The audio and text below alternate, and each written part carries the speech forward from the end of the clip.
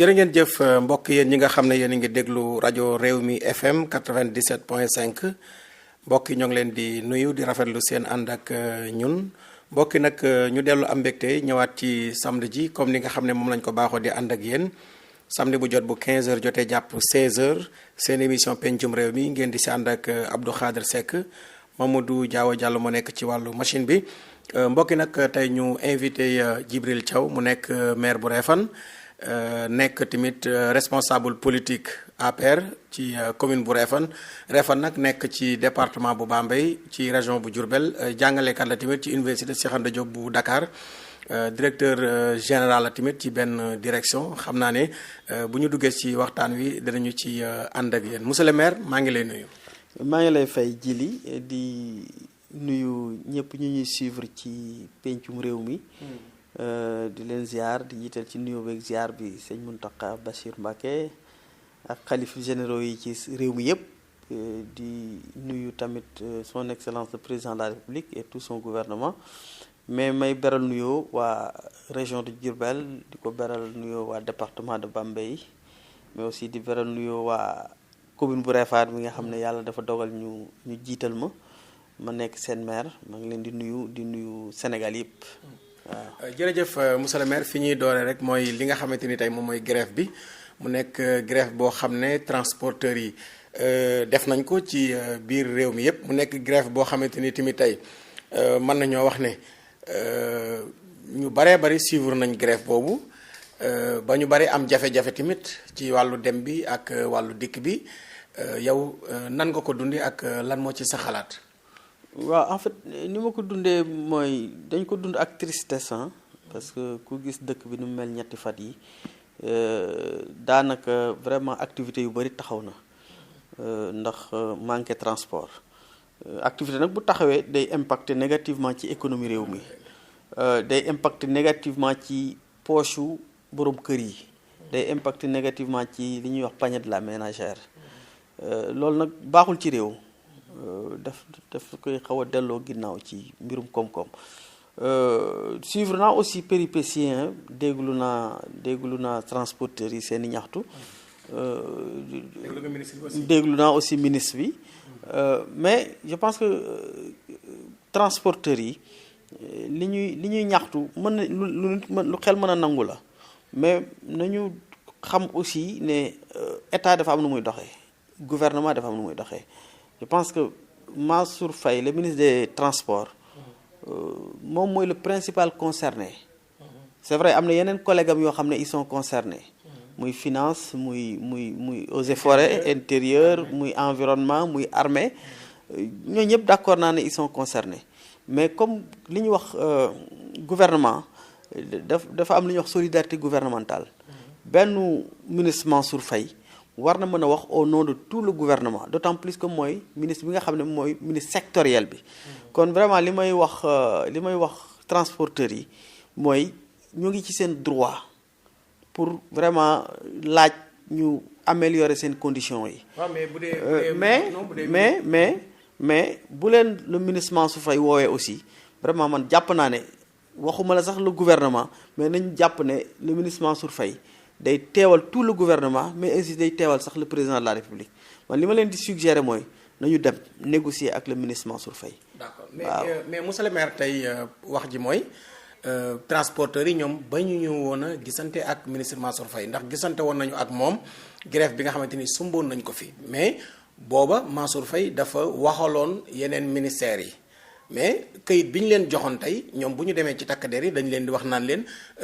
kayit bi bu lu Mansour Faye signé la te Mansour Faye du suñu ministre de tutelle loolu moo tax transporteurs yi ñoom même bu ñu amoon kayit boo xam ne ministres yooyu yëpp ñoo koy signé mais ñoom loolu moo tax ñu ne léegi comme Mansour Faye waxoon na leen loolu te kayit boobu jërëñu leen dara ci gendarme yi ak ci policiers yi moo tax ñoom dañu bëgg ni Mansour Faye jëlee engagement ministre de l'intérieur jël ko ministre des forces armées jël ko. waaw en fait li nga wax déglu naa ko effectivement loolu la ñu wax donc dañ njëkk a signé accord ak le ministre Mansour Faye moo tax dama jàpp ne sax même grève bi mënoon na ñàkk xam nga lu tax mënoon nañu génn rek def sortie ne ministre Mansour Faye la nga signé woon ak ñun sa yenn naataango yi nanguluñu nu ko ne président de la République li ñu signé woon ak le ministre Mansour Faye yeneen naataango yi nanguluñu nu ko man je pense que bu ñu yemoon ci loolu wax loolu rek je pense que président de la République dina jël ay responsabilités am ministre Mansour Faye aussi dina ci gën a jokkoo ak ñi nga xam ne ñoom la ko seqal ñu di ay collègues am pour ñu régler définitivement le problème parce que fi mu ne Sénégal yépp d'accord nañu ne Mansour Faye def na la mu waroon def xëy na aussi des na tuuti iwilewul trop xëy na ci collaboration bi parce que tamit un ministre qui signe wax mais il engage tout le gouvernement donte mooy ministre des transports mais gouvernement bi yëpp lay engagé day engagé le ministre de l'intérieur day engagé le ministre des finances ñëpp lay engagé peut-être xëy na foofu aussi mooy li ma wax léegi bu ñu génnoon juste rek ne monsieur le ministre Mansour Faye la nga signé woon ak ñun am na ñoo xam ne say nattangoo ñooy seen kilifa nangoo lu ñu nu loolu man je pense que bu boobaa problème bi mënoon na sax régler te duñ dem grève. waaw mais xam nga tey même ñoom transporteurs yi bi ñu expliqué Mansour Faye cas bi comme par exemple tey ci policiers ak gendarme yi Mansour Faye sax dafa merci lan moo tax ñooñu jëfewuñu ndigal boobu mais boobu nag ministre de l'intérieur tey wala ministre des forces armées ñoom mën nañu ci bind lettre mën nañu ci bind benn communiqué mais defuñu ko ci fi mu toll nii waxtaan dina am force déggoo dina am tey lii wëy na ba pare ndax am na économistes yoo xamante ni ñoo ngi wax presque ay 30 milliards yoo xam ne ay perte la loolu tamit est-ce que tey comme ñoom amoon nañ benn préavis de grève ñoo xam ne dañuy grève le premier et le 2 booba li ñuy mujjee ni mënoon nañ ko njëkkee. mais en fait ñoom bi ñu joxee préavis mais le ministre Mansour Faye woo na leen ne leen kaay leen ñu waxtaan avant ñuy yegg ci préavis bi mais ñoom ñoo ko waxoon dañoo nekk tournée. ça veut dire que quelquefois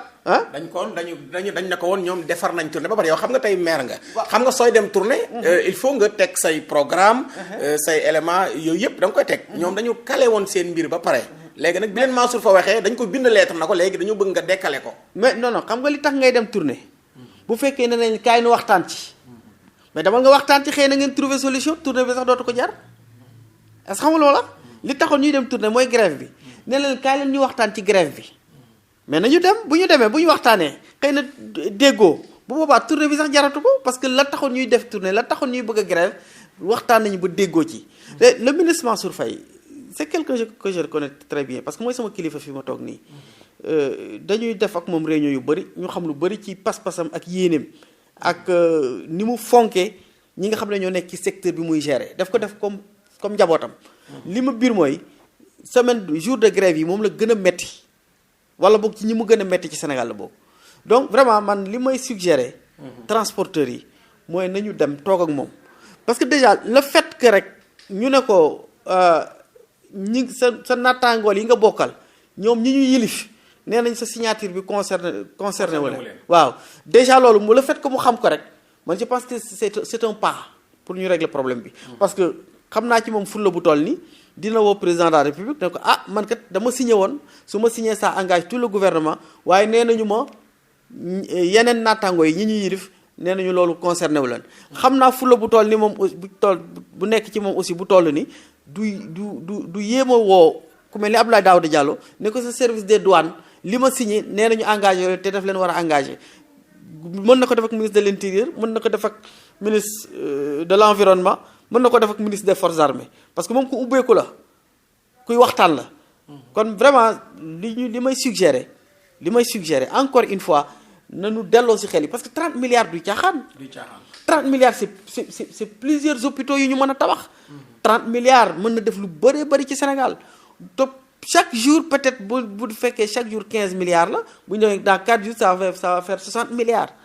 loolu mais monsieur le maire tamit dañuy gis ne gouvernement bi am na ci ay ministères yoo xam ne ñoom li ñu tàmmal syndicalistes yi mooy dañuy bàyyi syndicats yi dugal seen préavis de grève duñu leen faale bañ commencé grève ñu doog leen a woo négociation comme négociation si lay mujj kay lan moo tax ñoom mënuñu am grandeur di ko njëkkee ñoom ñoo jiite te ñoom ñooy signé accord yoo xam ne duñ ko faral di respecter. non mais en fait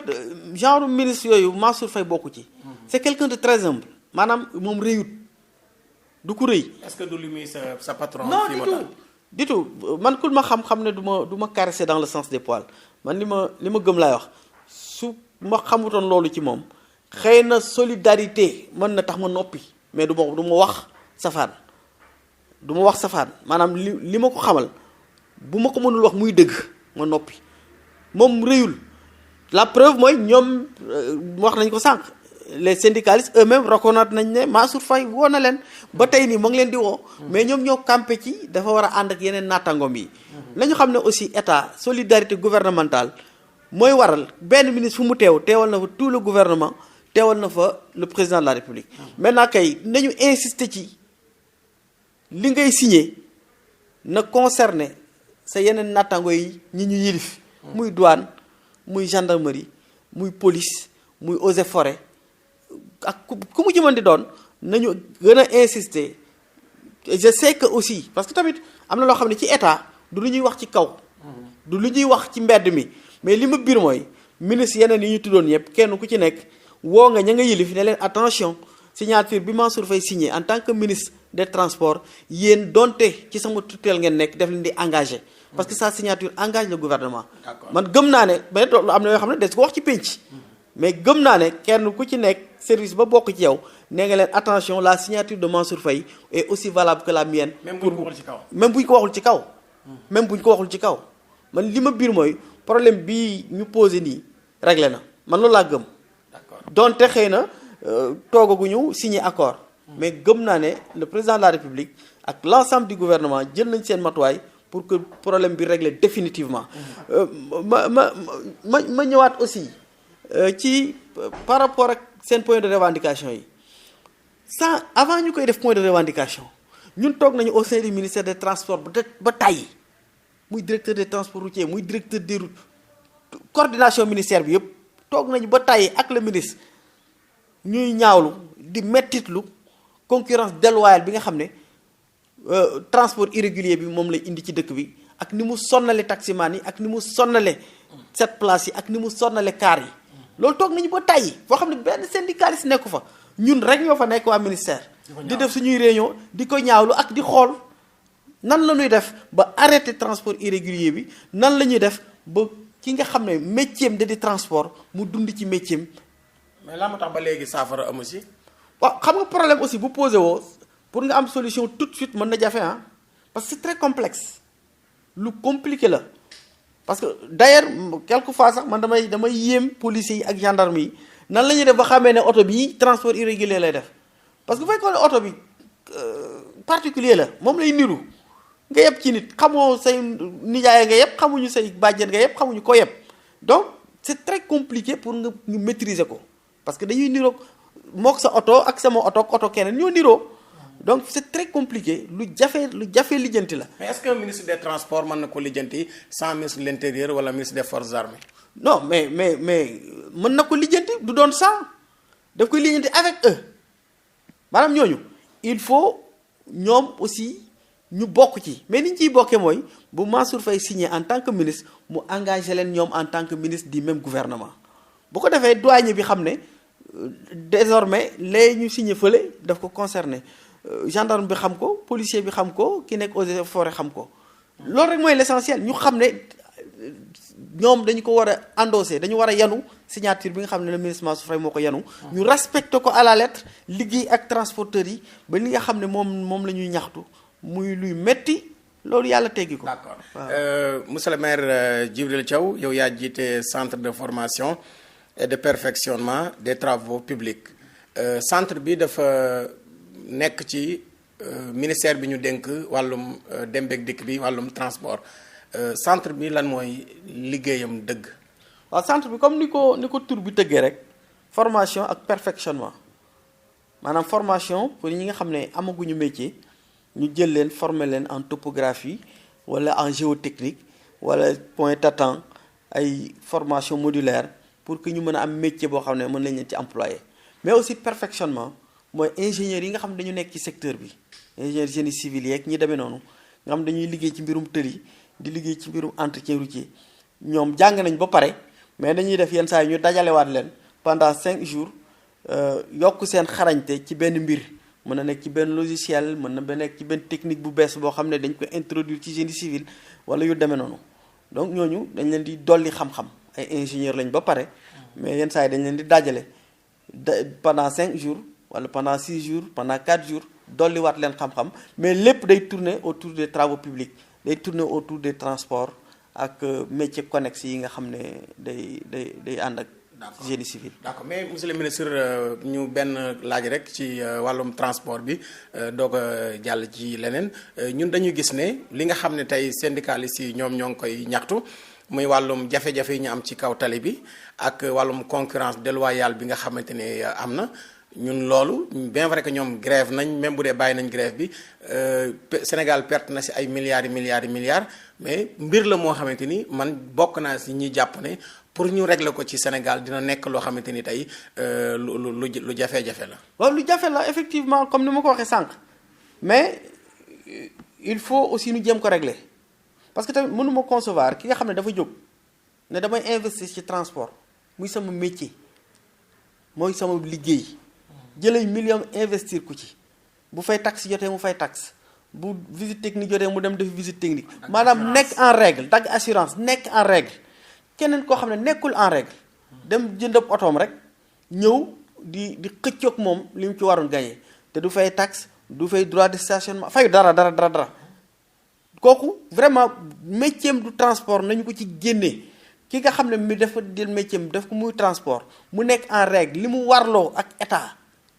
ci ay koppar ci ay taxes mu di ko fay kooku dañ ko war a protéger. waaw mais yéen xam nga yéen a yor ministère des transports mais nekku leen ci kaw tali bi du ngeen policier du ngeen gendarme te tey ñun ñëpp xam nañ tali bi ni mu demee ñooñu nga xamante ni tey ñooy def transport ci anam boo xamante ni bu dëppoowul ak yoon la ñoom bu ñu yoree seen xaalis fu ñu leen arrêté ñu joxe fa 1000 francs wala 2000 francs dem même ministre Mansour Faye loolu moom yem na si fi nga xam ne mooy Kébémer ba ñu sanctionné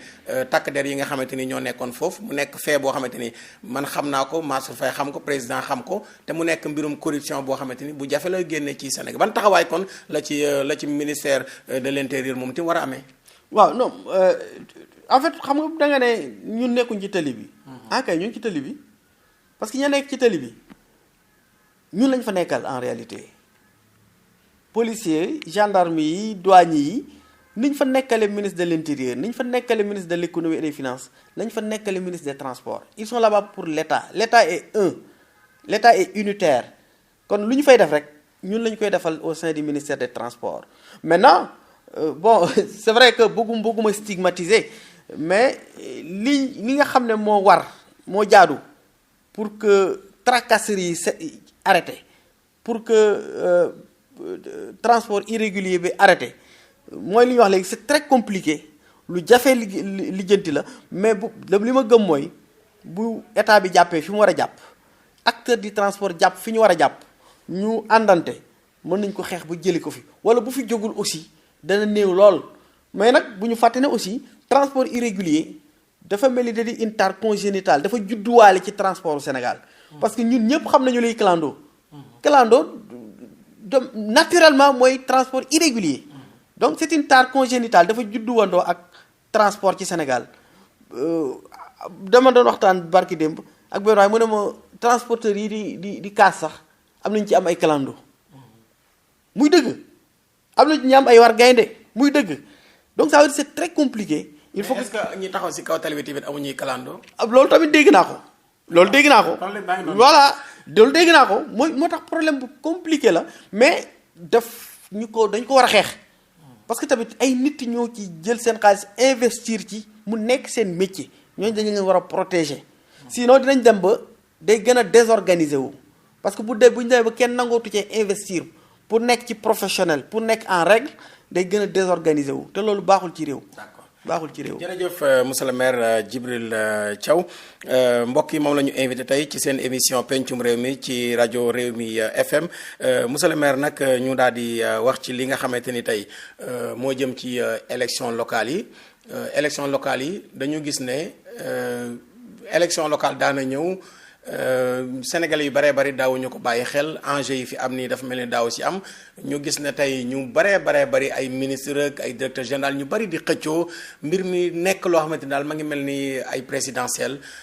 enjeu boobu daw bay mel ni luy daanoo lan nga jàpp ni moo ko waral. mirage li tubaab di wax mirage maanaam nga taxaw seen dara mu rafet nga foog ne or la fi mu nekk ñëpp dañu foog ne. nekk maire moom boo ko defee rek tekki nga te xamuñu nekk maire en tout cas bu fekkee yaa ngi sàmmonte ak li war maire gisuma lu gën a metti nekk maire. mais nag non mais yow maire nga ci monde rural bi mais est-ce que nekk maire monde rural ak nekk maire ci ville yi est-ce que c'est la même chose est-ce que benn la. non du benn là je suis d'accord parce que dans le monde rural lu dul presque li nga xam ne day jóge ci état muy ay fonds de concours ay fonds de dotation lu dul loolu pratiquement maire yi ci monde rural bi amuñu dara. mais même si c'est en ville nga xam ne am na ay recettes yuy dugg recettes yooyu boo xoolee li la war ci commune bi. nga def ko ci du sax doy y a combien de communes yoo xam ne tey dañ la naa ils ont 1 milliard de budget mais boo duggee ci biir communes yi à part route ya fa état def y a rien jéemu ñoo def pavage jéemu ñoo def route jéemu ñoo def te pourtant ñoom la war. waaw mais est-ce que ñoom ñoo góorgóorluwul rek. bon xëy na ñoom ñoo góorgóorluwul mais encore une fois muy maire de ville mais ki nekk ci rural monde rural wala ci biir taax yi ku ci def li nga war a def ku ci xam dayob liñ la sas di nga sonn. waaw mais xam nga tey monsieur le maire yow dinañ ñëw sax xam naa ne ci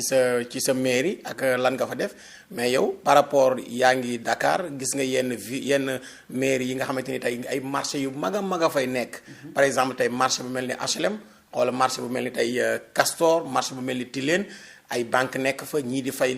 lii ay lu ne ñu mën ko organiser foofu maire yooyu mu xam nga yow ne maire yooyu boo duggee seen commune yi da ngay gis ne ñii liggéeyuñu te pourtant ay xaalis bu baree bari moo fay génn yow war nga xam ne xaalis boobu soo ko yoroon di nga def dara. non du ma wax liggéeyuñu de ñoo ngi liggéey. non man maa jàpp ne liggéeyuñu. waaw en tout cas pour dire vrai maire yi nga xam ne damay gis ñoo par exemple def budget 800 millions. 900 millions mais ay la yéwén am na ci mairie yoo xam ne du 1er décembre du 1er janvier au 31 décembre tu peux te poser la question lan moo fi soppeeku. Effectivement. lan moo fi soppeeku malgré un budget de 800 900 1 milliard quelquefois en toute sincérité bokkuñu ak ñun ñi nga xam ne donte li ñu am bariwut ay ab kañ nga am na dëkk bu taxaw fële naa la amuñu courant ab dëkk taxaw fële naa la amuñu ndox. ab dëkk taxaw fële naa amuñu école alors que communes yi déjà amatuñu problème courant Sénégal def na courant fépp amatuñu problème ndox c'est l'État qui s'en charge totalement à travers la SDE et cetera c'est-à-dire quelquefois tu te poses la question. mais bon mais amu leen garage bu ngeen fortaatoo dara amu leen marché. chez nous y a rien. peut-être xëy na quelquefois à dehors de ce que État duñ jox xëy na am na communes yoo xam ne mën nañu am dara ci frais de bornage. boo defee lotissement li nga xam ne ki war a dëkk moom lay dem fay ko trésor mais loolu aussi pratiquement bëriwul donc li ci des mooy dem wuti ay partenaires te partenariat aussi fi mu nekk nii c'est très compliqué. parce que mairie yi nga xam ne ñoo nekk bitim réew. depuis quelques années depuis plus de 10 ans ñoom aussi elles ont des problèmes comme tout le monde. d'accord léegi kenn ku nekk sa bopp nga taal. dana si ñëw monsieur le maire mais gis nañ ne élection locale yi am na ay enjeux xëccoo bi bari na yéen Benno Bokk Yaakaar gis nañ tamit ne bari ngeen ay liste parallèle lan nga jàpp ne moo ko waral. bon liste parallèle yi en fait boo ko gisee man je pense que mooy déjà dañu nekk en concurrence ñun ci suñu biir. ñun waa Benno da ngay dem dans une commune. fekk fa ñaar ñeent yoo xam ne kenn ku nekk dafa jàpp ne daa war a jiite kenn ku nekk dafa jàpp ne dafa war a nekk maire pour président xam ko pour nommer ko dara te loolu baaxul.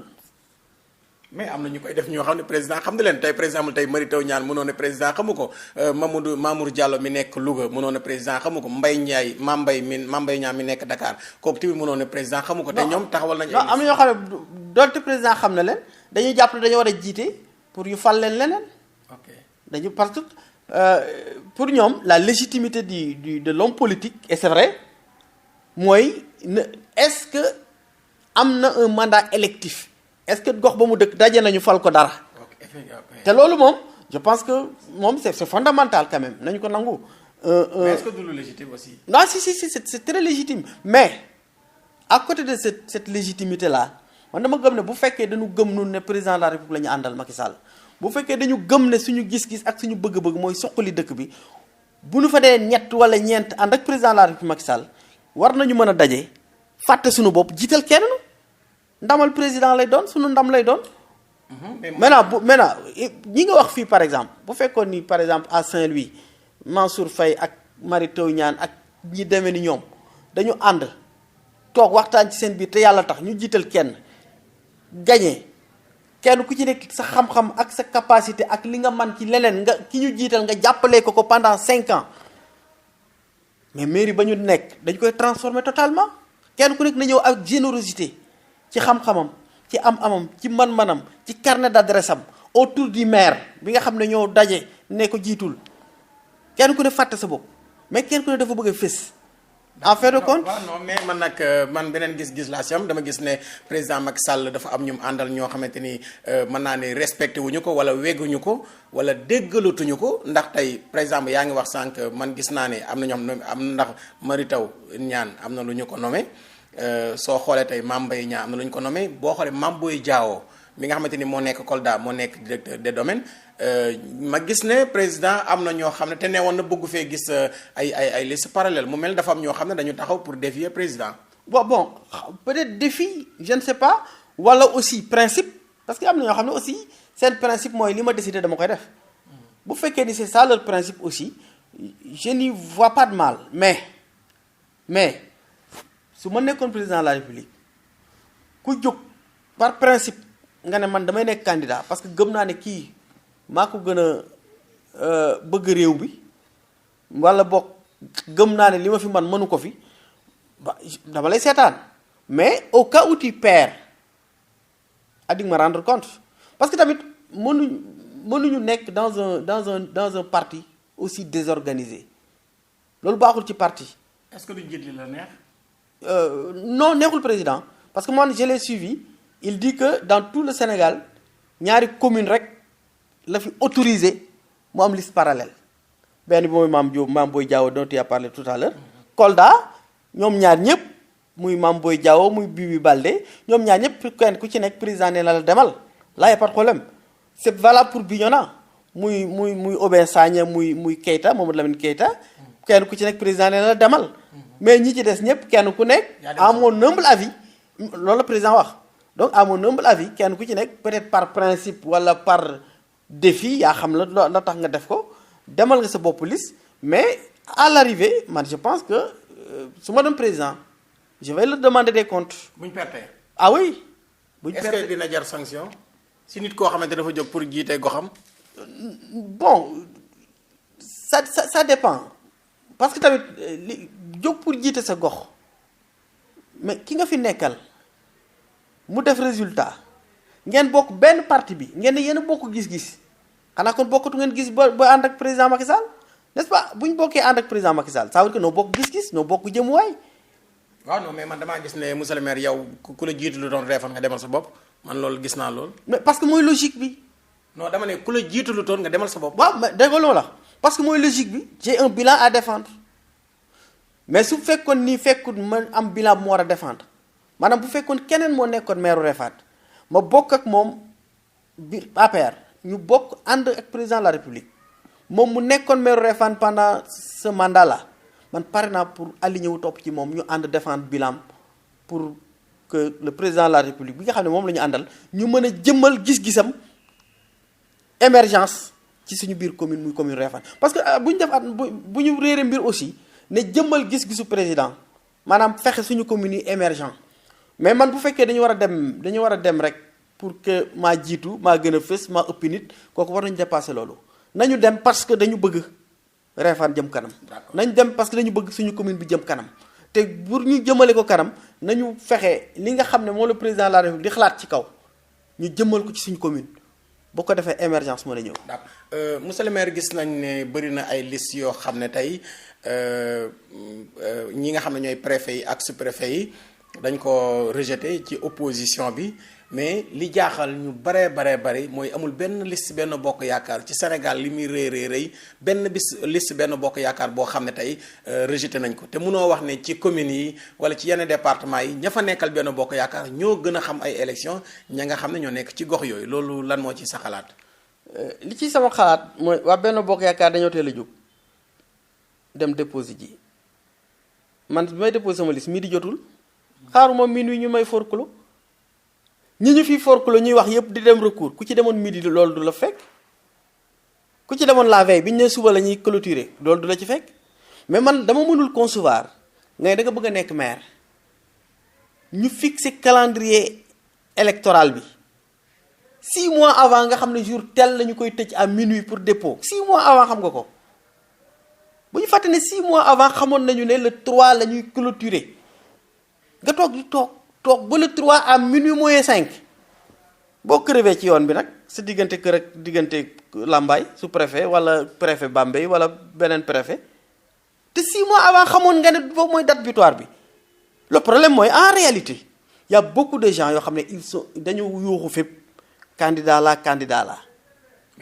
mais pare wuñu mais ku pare 5 heures nga dem déposer wala midi wala bu ñu nee suba la sax nga dem déposer man bi ma demee Lambaye di déposer benn liste laa fa fekk kooku opposition la ñu ne ma démb la déposer kooku kenn forkuloo wu ko kooka day bokk mais man ko bañ a forkuloo mais yenn correction yi est-ce que danañu permettre opposition bi joxaat leen seeni dossier ñu indi correction. non duñ la joxaat dossier yow dossier bi nga joxe bu gars yi bu ñu ko càmbaree dañ lay woo ne la nangam sikk na ci ñëwal rek ñoo rectifier ko. te képp koo xam ne forclos wuñ la tu as eu ce droit là bu ñu fàttee yow Djily nous avons une bonne administration territoriale gis nga l'administration territoriale la police la gendarmerie man bu ñu leen di sànni xeer damay tiit xamul tax le préfet ñi ci ëpp fi mu ne nii wala gouverneur wala sous-préfet ñi ci ëpp wala ñu ci bari bokk ba ñuy nekk préfet président Macky Sall falu du nekk président de la République te am na ci ñoo xam ne aussi président Macky Sall dina jeexal ñu ko ne nekk préfet wala gouverneur wala sous-préfet wala commandant de brigade wala commissaire c'est-à-dire ñooñu seen carrière c'est pas lié au régime kon vraiment am nañu opportunité pour être neutre pour être élégant te man ñi ma ciy dajeel ñu ci bëri bokk ils sont très élégants ils traitent surtout bu élection jotee dañuy yemale ñëpp. mais monsieur le maire gis nañ ne opposition bi ñoom Ousmane Sonko Khalifa Sall Yewwi Askan Wi ñoom nee nañu président Macky Sall moom moo nekk ci ginnaaw yenn préfet yi nga xamante ni tey def nañu recours cour suprême ndax cour suprême dafa rejeter dogal yoo xamante ni tey préfet yi ak sous-préfet yi jëloon nañu ko ndax préfet yi ak sous-préfet yi dañoo gàntaloon ay liste yoo xam ne ñooñu bi ñu demee cour suprême dafa wax ne préfet yi nekkuñu ci dëgg waaye dañu gis ne préfet yooyu yemuñu foofu mais ñoom dañu dem cour suprême ngir def recours loolu nag ñoom Yewwi Askan Wi dañu jàpp ne président Macky Sall moo nekk ci ginnaaw préfet yooyu. waaw bu ñu ne président Macky Sall moo nekk ci ginnaaw préfet yooyu man na ma d'accord xamul tax parce que ñoom état lañ président Macky Sall moo incarné état c'est-à-dire là on fait la distinction entre la figure de président de la République Macky Sall nga xam ne institution la mais ñoom dañuy bëgg a jouer amalgame présenter Sénégalais yi ne le Macky Sall politique moo nekk seen ginnaaw sous-préfet ak préfet yi c'est des agents de l'état état moo leen fa teg kon état waroon nangu aussi ñu leen di fragiliser bu fekkee ni dañu def xaar mais opposition bi li ñu bëgg a def nii parce que bu fekkee ni sous-préfet bi en âme et conscience dafa jàpp ne kii dañ ko war a forclos cour suprême bañ a jàpp loolu mais àtte yemut foofu bu d'accordut bu état d'accordut mën na dem ci juridiction bi gën a kawe ñu àttewaat leen c'est-à-dire il faut que état aussi di protéger ay doomam il faut état di protéger le commandant bi nga xam ne il incarne l'état protéger le gouverneur protéger le maire man ñooñu duñu état du leen sànni noonu état lañ fa nekkal. mais est-ce que jàpp nga ne seen recours boobu lu recevable la. non si c'est recevable maintenant la dernière juridiction bu àttee nag mais la mu àttee ñëpp dem ci bu joxee dëgg ñi ci des xam ne il faut se plier mu jeex mais le sous-préfet le préfet il agit au nom de l'état kon bu fekkee ni am na jafe-jafe bu ko dab ci li muy agir au nom de l'état état boobu dafa war a ñëw taxaw ànd ak moom soutenir ko jusqu'au bout. mais état laa wax de. waxuma Macky Sall politique. waxuma loolu actuellement état moo am devoir ñi nga xam ne moo leen samp ne leen liggéeyal leen ma liggéey bii ñu am ci tolof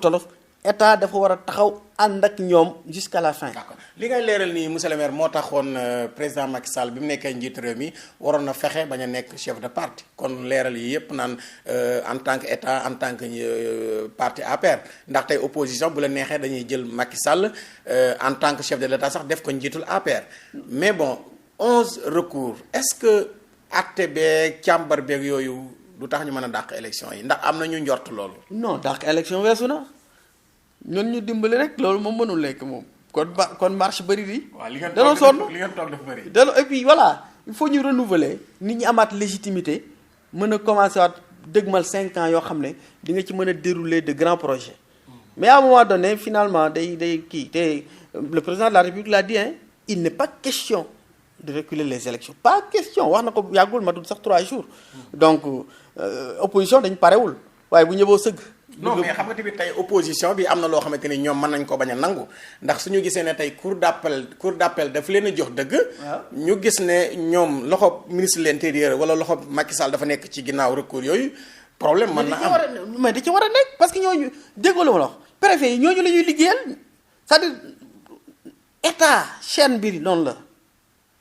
la le ministre de l'intérieur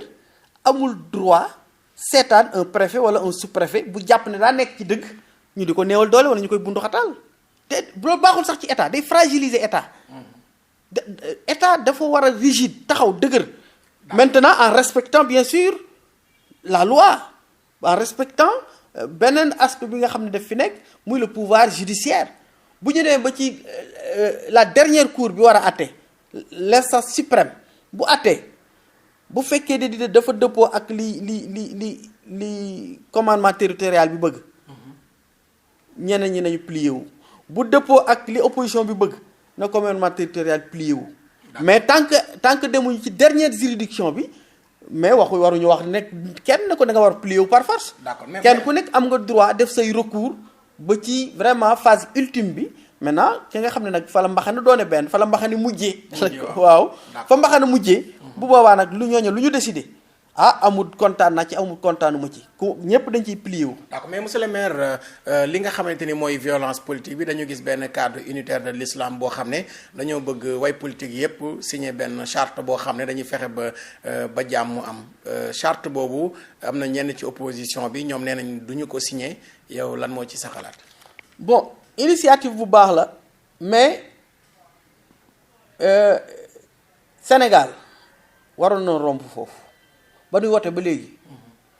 en 2021 2022 waroon na noo mën a wote ba pare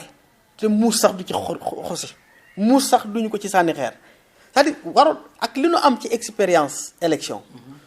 tey suñu niveau waroon na romb ci di xalaat violence ci élection. dañuy wax da ngeen di jaay doole. yéen ñi nga xam ne yéen pouvoir bi Macky Sall mooy jaay doole mooy jël ay nervi mooy dóore daal. non dóoruñu kenn jaay ñu kenn doole. wax naa ko ci benn émission avec sa benn confrère bu ma invité woon quelquefois opposition ñooy def provocation.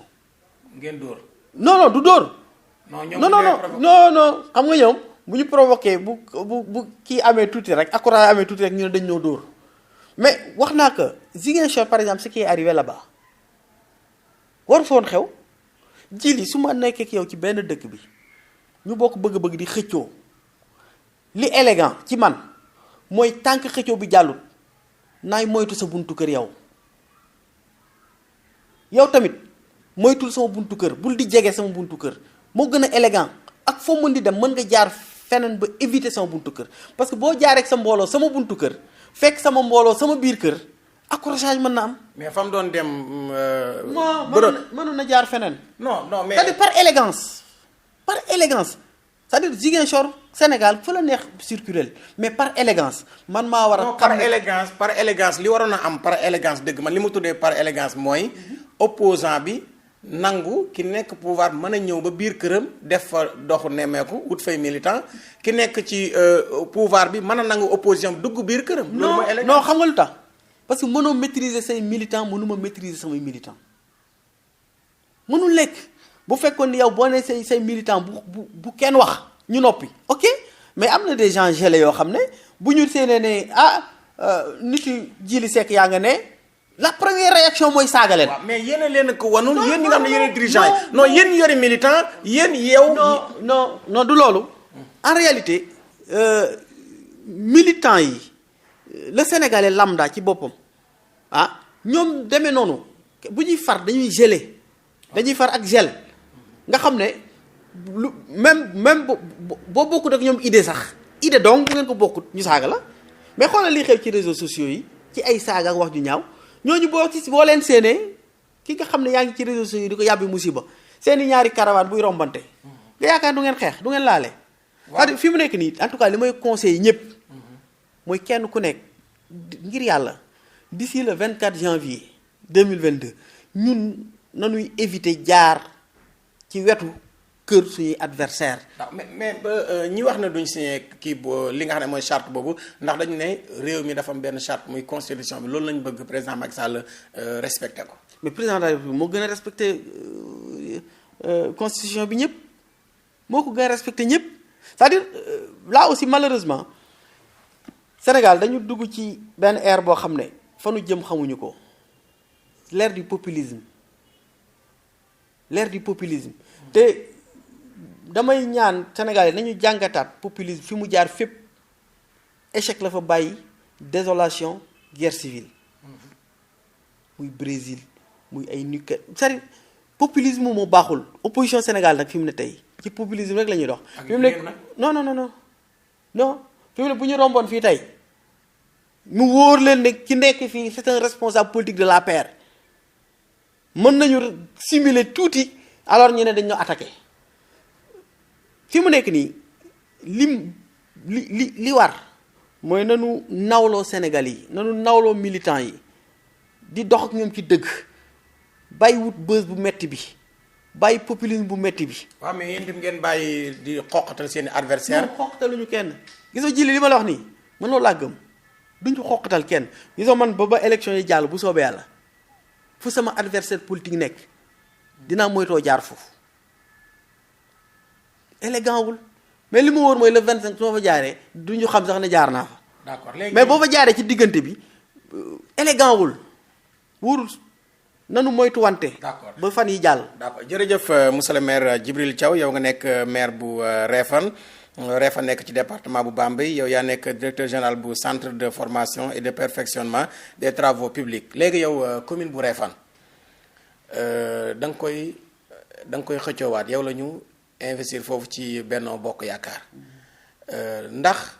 am na ñu nekk biir Benno Bokk Yaakaar ñoo xam ne bëggoon nañu toogu boobu. bon dégg naa ko mais wóoruma parce que waxuñu ko ma dégg ko bon damay dégg ay rumeur rek man nag wax dëgg yàlla du ma dox ci rumeur mais dégg naa daal am na keneen ku bëggoon loolu moom dégg naa ko. mais instant bi ndax jàpp nga ne tey ñi ëpp ci Benno Bokk Yaakaar yow la ñu àndal. ah oui ni ma koy nattee mooy en 2014 bi ñuy gagné. Nous avions 44 conseillers yoo xam ne APR la 44 conseillers yi ba tey nii may wax ak yow 43 yëpp ñu ngi ak man benn conseiller moo ci xàjjiku àndatul ak man kon damay jàpp ne kay Benno Bokk Yaakaar ñu ngi ak man ba léegi sur 44 kenn rek moo génn te 12 yi bokkoon opposition 4 fekk si nañ ma ci. kon fii may wax ak yow sur les 56 conseillers de la commune de Réfane maa ngi ci 43 plus 4 47 conseillers. mais est-ce que tamit def nga fa lu tax ñu war laa falaat par exemple tey ci wàllu électrification wala santé wala éducation lan nga fa def loo xamante ni tey ñi lay dégg dinañu xam ne effectivement kii lii muy wax nii la demee. waaw li ñu fa def de ay léeg-léeg bëri na. ci plan yépp nag. lan ngeen def ci mbiru électrification wala mbirum ndox. électrification ba ñuy ñëw je pense 3 ou 4 villages ñoo amoon courant ci commune bu Réfane tey fi may wax ak yow commune bu Réfane village yépp am courant lenn li mairie bee ko def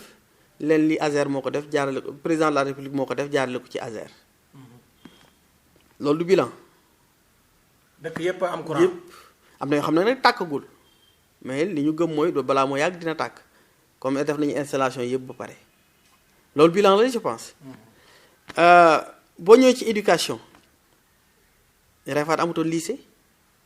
ñun mairie ñoo tabax lycée ba ñun ñoo ko tabax la fa nekk li ñu koy tuddee lycée ñoo ko tabax ñoo monté dossier bi ànd ca IA de Diourbel ba président de la République autorisé ñu ouverture de classe de seconde léegi lycée bi dem na cycle complet depuis daaw jéeg ñu ngi am ay étudiants yu ay élèves yuy def bac. am na bac waaw depuis daaw jéeg donc année bi mooy seen 3e génération ñu war a def bac. yow bi nga fay ñëw commune bu Réfane amutoon lycée. ñaari collège la amoon benn CM Réfane benn CM Ndereb 0 lycée léegi CMu Réfane bi transformé nañ ko lycée créé nañu CM Réewmao CM bu Réewmao aussi la fa nekk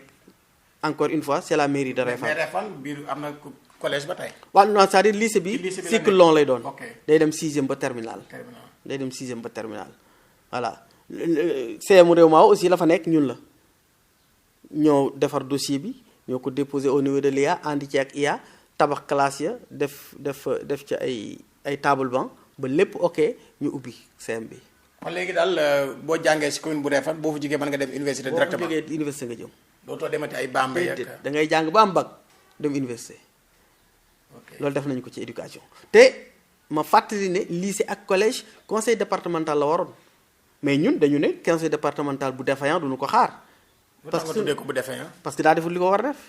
fa ma nekk di tabax lycée moom moo ko waroon tabax. fa ma Fatou Sène waaw conseil départemental Bambey Fatou Sène mooy présidente bi ànd ak Aïda Mbodj. fa ma dem Réewmao di tabaxab collège moo ko waroon def. mais yow loo wax force nga laalaale tuuti Aïda Mbodj. non parce que Aïda en réalité ci ñi tardel département de Bambey la bokk. Aïda Mbodj ah oui c'est-à-dire. malchance su Bawol malchance su département de Bambey mooy très souvent leader ya fay émerger dañuy fàtte Bambey mais di def seen promotion di def seen culte de personnalité di wane seen bopp. comme kan. non bëgguma stigmatiser bëgguma citer mais depuis les indépendances bu ñu amoon des figures yoo xam ne dañuy fàtte seen bopp jël Bambey teg ci kanam kon ba léegi romb nañu fii mais koo fi fal koo fi jiital day jël boppam teg ci kanam. di defar image am di xool nu muy def ba jaay personnalité am pour ñu naa diw à côté ñu bàyyi Bambey ak askan wi en rade. mais loolu tamit est-ce que valable ci ayug Macky Sall gi aussi ndax même Aïda Mbodj bu dee ayug Ablaye Wade la woon ayug Macky Sall gis nañ Mor Ngom nekk na fa ministre Pape Diouf nekk na fa ministre aussi ministre de la République yor portefeuille. ñoom tamit waaw. du ma citer tur du ma stigmatiser mais dama ne généralement loolu mooy problème bu Bawol. non dama yaakaar ne da nga ko bëgg a jagleel rek. non généralement kay. généralement. kon Mor Ngom ci la bokk ak Pape Diouf. non du dégg loolu du ma citer du ma stigmatiser. waaw mais Bawol nag dañuy faral di wax mais. am nañu non mais waxuma nga citer. waxuma nga citer mais dama ne. mais en tout cas ma waxaat encore ak waa Bawol tànn bu jotatee nanu tànn ñoo xam ne pare nañu pour fàtte seen bopp jiital Bawol. léegi kon yow da nga jàpp ne ñañ fa jot a def ministre. ñu waroon a am benn taxawaay même bu dee ministre de la république lañ waroon am benn taxawaay en tant que doomu Bawol jàpp nga ne taxawaay boobu ñoom amuñu ko. déggoo ma de waa Bawol bu ñuy politique di wut ku ñuy àndal. nañu ànd ak ku mën a fàtte boppam teg Bawol ci kanam. d'accord léegi lu jëm ci wàllum santé est-ce que am na loo fa réaliser. waaw mbirum santé déjà dugal naa fa ñetti ambulance. ah bon waaw. fan ak fan. benn bi Réfane. poste de santé Réfane benn bi poste de santé Réewmao benn bi case de santé Bambey. mais fekkoon nga fay ambulance. benn laa fa fekkoon te benn booba waa fondation Sonatel ñoo nu ko joxoon te sabab ba lu ca bëri bokk ci ñun la woon àndoon ci ak à l'époque président ki jiite woon comité de santé bu Réfane muy Mbaye Dione bi nga mu nekk Diourbel. sababu ambulance booba ñu fondation Sonatel joxoon sababu booba ñun ñii la ñetti ambulance yi ma la wax aussi bi ma nekkee maire laa ko fi indi nga may ma aussi vraiment ma sant gërëm comme on parle de santé le champion Mohamed Ali Ndiaye yónnee nañu benn ambulance pour le poste de santé de Réfane ne moom mooy xamal sax ne ambulance bi yegg si na port tey ci guddi donc dinañ procéder à l'enlèvement pour mën ko léegi wax nga li nga sant gërëm aussi diaspora bi bu nekkal foofu ñoom may jël sant bi gërëm bi teg ko ci loxol Mbacké Tine vraiment mu tas ko ci diaspora bi nekk Italie yëpp. Mention spéciale au champion Mohamed Ali Ndiaye. d'accord léegi monsieur le maire waxtu wi léegi mu jot ban appel ngay lancé jeunes yi nga xam ne tey ñoo dëkk ci commune bu Réfane wala département bu Bambey. li ma leen di lancé comme appel mooy ni ñëpp mobiliser wu parce que tamit mënuñu ne dañoo bëgg a defar dëkk bàyyi toujours mag ñi dañu ëpp Pastef jeunes yi lañ jóg impliqué wu ku nekk nga laaj li nga war a laaj def li nga war a def mag ñi seen wàllu wéy na bu ñuy wut pour defar mais pour jeunes yee tax mais quelquefois engagement jeunes yi surtout ci politique bi day xaw a des par rapport ak mag ñi alors que ñun ñoo waroon gën a sawar mag ñi mais aussi nañu waajal suñu bopp comme li ma oustaz Abdou Faye yal na ko yàlla xare aljana te taas na ci barkeem li ma doon wax dama doon wax ne ndaw day waajal boppam. loolu day waajal sa bopp. waajal sa bopp mooy nga jàngi fa nga war a jàngee xam la nga war a xam jàngi métier ba mu jotee jàngi xam-xam ba mu jotee ba bu ëllëgee booy bokk ak mag ñi kenn du la ni génneel sa loxo. d'accord léegi monsieur le maire yow bu ñu la falaatoon tey maire lan nga fay defaat comme lycée am na fa CEM am na fa électrifié nga village yooyu yëpp village am nañu ndox lan ngay fay defaat lu bees bañ a làqatuwaat ci la nga fa njëkkoon a def. waaw li fa fas yéenewaat defaat parce que tali bi aussi maa ngi lay yëgal ne def nañu attribution provisoire ba pare maanaam tali bi nga xam ne dafa war a jógee Kaba dem Réfane rang la woon dañ koy goudronné def nañu dépouillement bi ba def nañu attribution provisoire xam nañu entreprise bi ko gagné te yaakaar naa bu ay recours amul yaakaar naa dina commencé. loolu premier mandat bi la. waaw mais commencé guñ ko quand même. waaw mais voilà premier mandat bi donc loolu talit nañ ko yeggale kon. ensuite dañuy wax léegi mbirum santé peut-être waxuma la sax ne tabax naa case de santé boox tabax naa case de santé Nguy Candigé tabax naa maternité Ndereb fii may wax ak yow maa ngi tabax logement sage-femme Ndereb di tabax logement sage-femme Réew Maawo. mais kon kay yow yor nga xaalis monsieur le maire ndax yow sànq. non dañoo takk ceinture bi rek dañoo serré ceinture bi rek c'est-à-dire ñun suñu recette de fonctionnement li ci ëpp dañu koy jël viré waat ko ci investissement parce que toujours je dis aux gars ñun li ñuy fonctionner bu nu amee carburant rek boo xam ne oto bi mën nga ko ci def dem dellusiwaat yu ci bëri mën nañu serrer la ceinture li ñu waroon def ci fonctionnement nañ ko delloo investissement ñun noonu la ñuy fonctionner depuis 7 ans da ngay jël recette de fonctionnement récemment rek jël nañu 19 millions yoo xam ne ci fonctionnement la nga xam ne mën nga ci jël carburant mën nga ci changer sa bureau mën nga ci changer climatiseur ñu ne déedéet nañ ko yóbbu investissement ndiire nag seen bi nga xam ne moom rek moo ñu desewoon te amul courant ñu defal leen ci courant ñun noonu la ñuy fonctionner parce que tamit loolu la askan wi xaar. waaw kon yow soo falwaatoon di nga yokk poste de santé yi mën nañu am beneen lycée aussi. waaw centre de santé déjà démb rek ñu ngi am audience ak le ministre de la santé finalement avec son directeur de cabinet ma àndoon ci ak waa ASAD. le président Daouda Diouf mais aussi ñu àndoon ci ak Khadim Samb nga xam ne moom daa bëgg Bawol. lu yëngu Bawol bu jóg donc. maanaam autorisation pour centre de santé bu Réfane kooku moom c'est ok te ministre bi aussi il s'est engagé accompagne ci avec un BCI donc loolu ñu ànd ko ak waa dëkk ba de pas un projet de la mairie seulement mais mairie da ciy ànd ak waa ASAD ak waa dëkk ba yépp ñu xool nan la ñuy def ba très rapidement centre de santé boobu taxaw nga xam ne poste de santé yi bu ñu jaaxleetee du ñu yónnee Bambey. d'accord léegi monsieur le maire dañu gis ne ay maires yu bari ci monde rural bi bu ñu gérer ay direction wala ay ministères pour ñu dem seen dëkk dafay faral di jafe yow est-ce que maire nga boo xam ne jegeyantoo nga ak askan bi. askan bi la fal. foog naa ko de xaw ma nag nu askan wi apprécier mais man daal foog naa ne jege naa askan wi. lu koy firndeel. 7 ans yi nga xam ne maa ngi fii ci direction bi nekk ko maire en même temps. chaque année c'est 52 semaines boo ko multiplier par 7 day nekk ay 360 semaines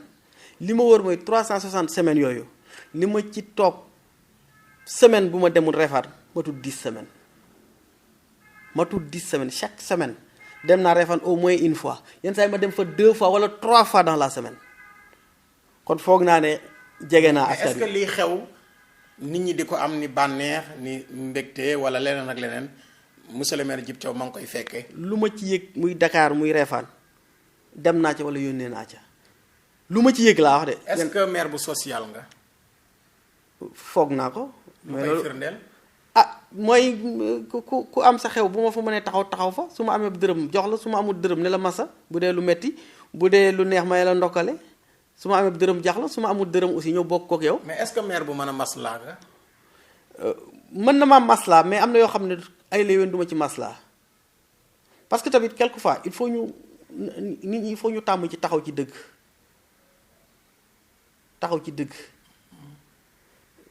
bu fekkee nag mën nga maslaa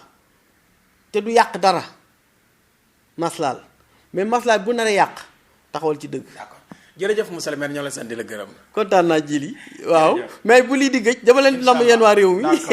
jërëjëf merci beaucoup. jërëjëf monsieur le maire Djibril Thiaw mbokk yi moo nekk maire bu Réfane nekk ci département bu Bambey région bu Diourbel moom nag mooy directeur général du centre de formation et de perfectionnement des travaux publics moom la ñu invité woon ci seen émission pencum réew mi ngeen di sànd ak Abdou Khadre Seck samedi bu jot bu 15h jotee jàpp 16h Mamadou Diaw moo nekkoon ci wàllu machine bi jërë ngeen jëf jàmm ak jàmm.